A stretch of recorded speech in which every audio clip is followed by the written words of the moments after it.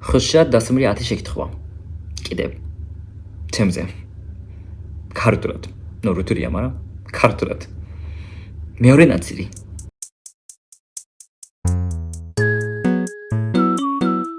წინა ვიდეოზე გაგასაინი ჩემი თავი, რომ რატომ ჩამოვიდი საქართველოში, როგორ ვისწავლე ქართული ენა, რუთული ენა.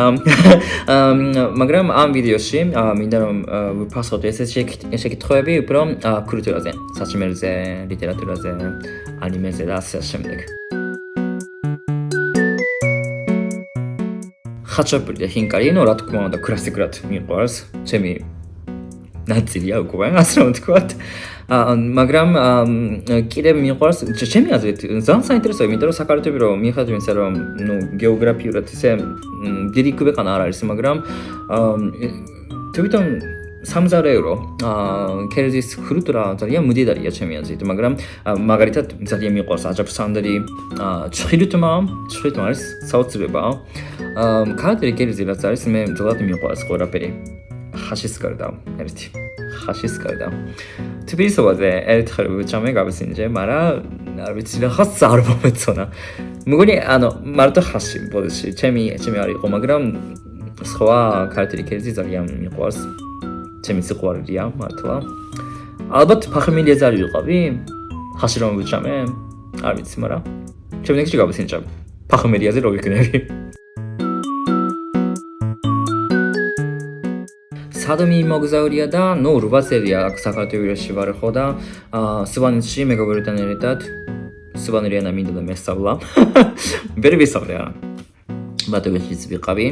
მაშინ ნუ ზაფხული იყო ძალიან ბევრი ადამიანი იყო და ესეთი სეზონი იყო რა, მომეწონა ძალიან, კიდე მინდა წავიდე.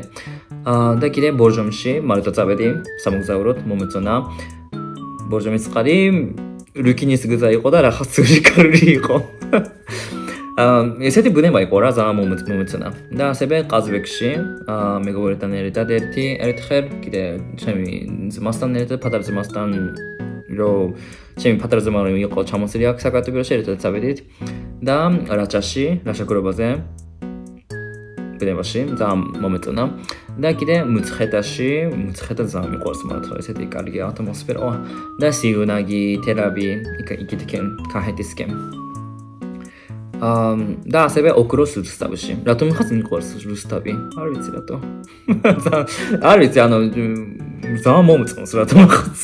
მაგრამ ქუთაისში და სამეგრელოში მარტო რამდენიმე საათი ვიყავი ჩასული და ისე კარგად ჯერ არ დამიტოვარებია.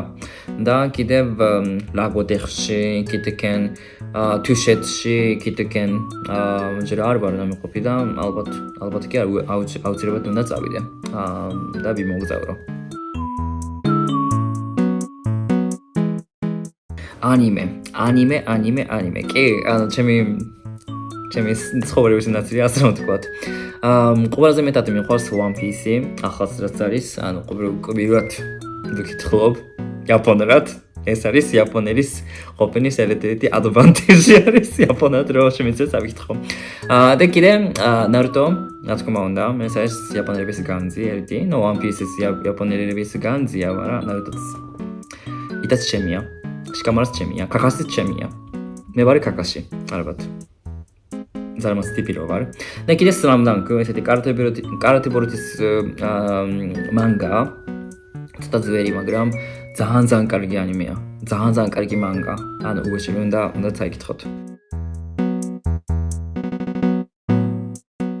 საყვარელი მწერალი, იაპონელი მწერალი, ისე ბევრს არ ვკითხო, მაგრამ ერთ-ერთი ჩემი ფავორიტი იაპონელი მწერალი არის აქტაგო რიუნოცკე, რაშომონ, სკორსეროს ვკითხულობდი, ძალიან უნიკალური ნაწარმოებია და ქართული ლიტერატურას ვიცადე ერთხელ შოთა რუსთაველი ბეფხის წყალსანი, მაგრამ ძალიან რთული იყო ჩემთვის იმ ეტაპზე. ხო და კიდე კარგად უნდა შევისწავლო ჯერ ქართული ენა და მე ვსავიკითხავ და ვნახოთ როგორ იქნება.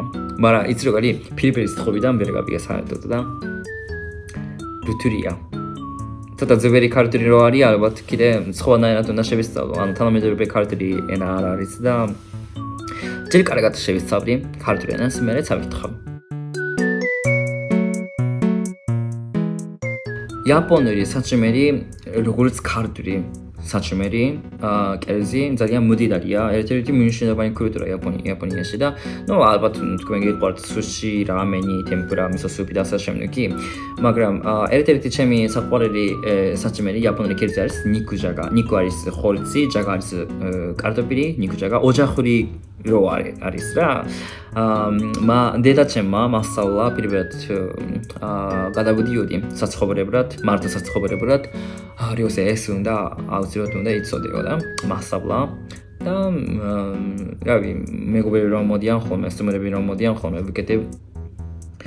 იმიტომ რომ რესტორანში არ კეთდება, ძალიან იშვიათად აკეთებენ და სტუმრებისთვის ვაკეთებ ხოლმე. ესეთი ოჯახური, ანუ დედაჩემის გემოა რა, ასე რომ თქვათ და თან ჯანსაღი. თბილისში ბორდოროს რამდენიმე წელს გაიხსნეს სხვადასხვა იაპონური რესტორანები, სხვადასხვა რესტორანი მოხობილია. სხვადასხვა რესტორანი, სადაც თვითონ იაპონელები ამზადებენ და ალბათ შეგიძლიათ სახვიდეთ, რადგან იაპონელები რომ აკეთებენ უფრო აუთენტიური იაპონელების გემოა, შეგიძლიათ უფრო გაიცნოთ, შეგიძლიათ გაიგოთ როგორ არის ნამდვილი იაპონური კერძის გემო და რადგან იაპონელები რომ არიან, დადიან იაპონელებიც რა, ხოლმე შეგიძლიათ იმეგობროთ. კარგი კულტურული გასწავლაც იქნება და გირჩევთ რა. გირჩევთ რა თქმა უნდა ტოკიო, კიოტო, ოსაკა, ჰოკკაიდო და ასე შემდეგ, მაგრამ ესეთი ადგილი ძალიან პოპულარია, ახლა ძალიან პოპულარია უცხოელებისთვის და პირადად გირჩევთ რომ თუ გეკნებათ შესაძლებლობა სამოგზაუროთ, წახვიდეთ იაპონიაში, გირჩევთ რომ წახვიდეთ ნარაში, ასევე იმიტომ რომ ისტორიული ტრადიციული ქალაქია, როგორც მცხეთა. ძალიან დიდი ხნის მგონი მერვე საუკუნემდე იყო იაპონიის დედაქალაქი. ესეთი დიდი ტაძარიც არის. მსოფლიოში ყველაზე ძველი ხისიდან გაკეთებული ტაძარიც არის და ნარას პარკში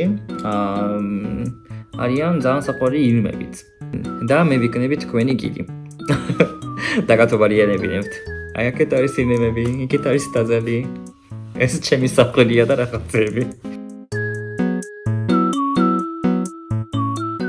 ესეც ძალიან ხშირი შეკითხვა, სხვადასხვის, მიუხედავად იმისა, რომ საქართველო და იაპონია ძალიან მდებარეობს ძალიან შორს რა, ერთმანეთისაგან, მაგრამ არის დამთხრება.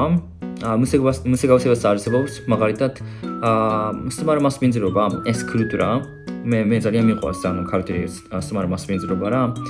სუპერაზე რომ მე პატიჟებიან ხოლმე ძალიან ჩემი თვითონ ძალიან დიდი პატივიან და ასევე იაპონიაში არის სტუმარ მასპინძლობის მენტალიტეტი. იაპონურად არის ომოტენაში, ეს ომოტენაში და სტუმარ მასპინძლობა ჩემი აზრით ძალიან გავს ერთმანეთს.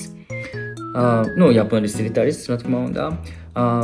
და ამ თვალსაზრისით კულტურულად ემსგავსება ერთმანეთთან იაპონია და საქართველო. და ორივე ქვეყანაში რა თქმა უნდა განსხვავებაც არის. ერთი მაგალითად ჩემი აზრით, სუბიექტურად რომ გითხრათ, პირადი გამოცდილება გამომდინარე, ქართველი ხალხი უფრო გახსნილი, ღია, მეგობრული. ზოგი არა, იაპონიაში ზოგიერთი ძალიან კომუნიკაბელი. ესეთი კომუნიკაციის მოყვარე ხალხიც იაპონელიც არის, მაგრამ შედარებით ჩემი აზრით აქ უფრო მეტია ვიდრე იაპონიაში. და ფაქტობრივად მე უფრო მეტი მეგობარი მყავს საქართველოში ვიდრე იაპონიაში. ქართველი მეგობარი, იაპონელი მეგობარიც აქ მყავს, უცხოელები მეგობრებიც მყავს, ვინც აქ ცხოვრობენ, როგორც მე.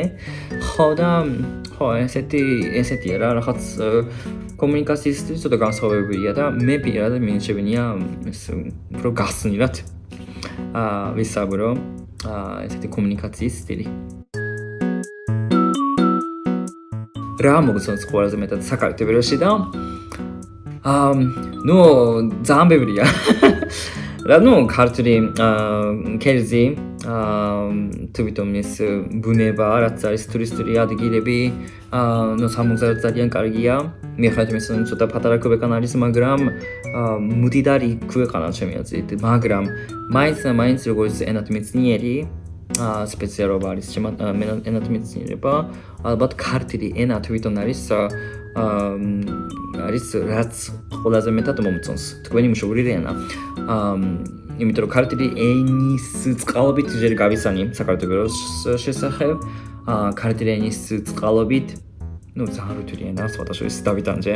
ახალ ვიტანჯები, მაგრამ ქართული ენის წყალობით ვიპოვე სხვადასხვა მეგობრები აქ საქართველოში და ქართული ენას რომ ვისწავლობ, მიმოჩნია რამდენად მნიშვნელოვანია თვითონ მშობლური ენის როლი. ну, იაპონური ენა. ხო და ქართული ენის წყალობით ძალიან ბევრი რაღაც შევისწავლე. ძალიან ბევრი რაღაც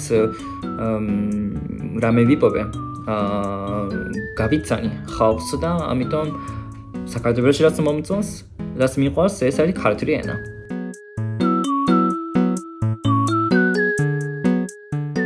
ძალიან დიდი მადლობა ყურადღებისთვის და კიდევ გადავიხე ვიდეოს.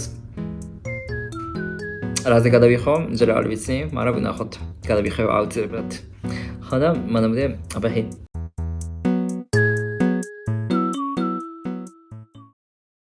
前から思ってたことなんですけど、曲げてカルトやってるのもラッパラコベセティホマロマクスラで、日本語で話すときはもうちょっとこんな声で、when I speak English, my voice sounds like this. So I obviously have to change my voice in order to tell myself that I'm going to speak this language, not that language.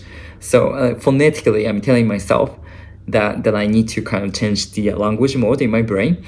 そうしないと多分ね、頭の中爆発すると思う。